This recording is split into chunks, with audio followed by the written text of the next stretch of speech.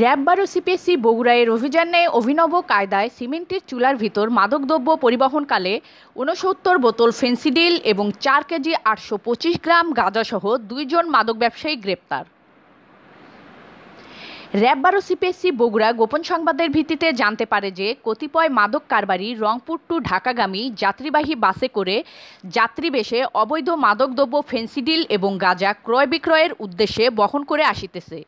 উক্ত তথ্যের ভিত্তিতে র‍্যাব-১২ সিপিএসসি বগুড়া মাদক কারবারিদের দ্রুত গ্রেপ্তার করতে গোয়েন্দা তৎপরতা বৃদ্ধি করে।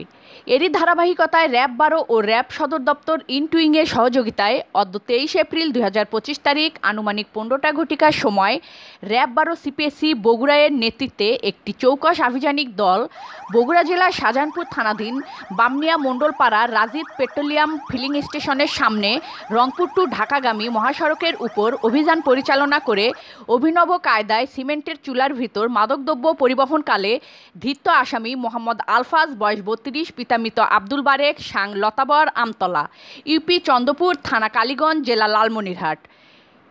আসামি মোহাম্মদ শফিকুর রহমান বয়স ২৫, পিতা মোহাম্মদ দুলাল হোসেন, সাং পূর্ব চানঘাট, ইউপি কুরসা থানা, কাউনিয়া জেলা, রংপুর দয়কে ৬৯ বোতল ফেনসিডিল, ৪ কেজি ৮২৫ গ্রাম গাঁজা এবং মাদক ব্যবসার কাজে ব্যবহৃত ২টি মোবাইল, ৩টি সিম, নগদ ১,৫৫০ টাকা সহ গ্রেপ্তার করতে সক্ষম হয়।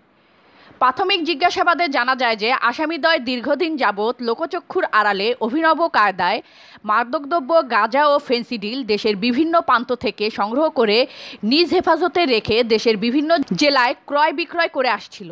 গ্রেপ্তারকৃত আসামিদ্বয়ের বিরুদ্ধে বগুড়া জেলার শাহজাহানপুর থানায় ২০১৮ সালের মাদকদ্রব্য নিয়ন্ত্রণ আইনে একটি মামলা দায়ের করা হয়েছে এবং গ্রেপ্তারকৃত আসামিদ্বয়কে পরবর্তীতে আইনানুগ ব্যবস্থা গ্রহণের জন্য বগুড়া জেলা শাহজাহানপুর থানায় সোপর্দ করা হয়েছে।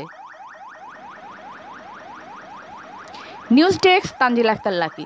ওয়েবসাইটে BD2 নিউজ টিভি দেখতে লগ ইন করুন bd2news.com, Facebook page BD2 news, YouTube BD2 news. এতক্ষণ BD2 নিউজের সাথে থাকার জন্য আপনাদের সবাইকে ধন্যবাদ।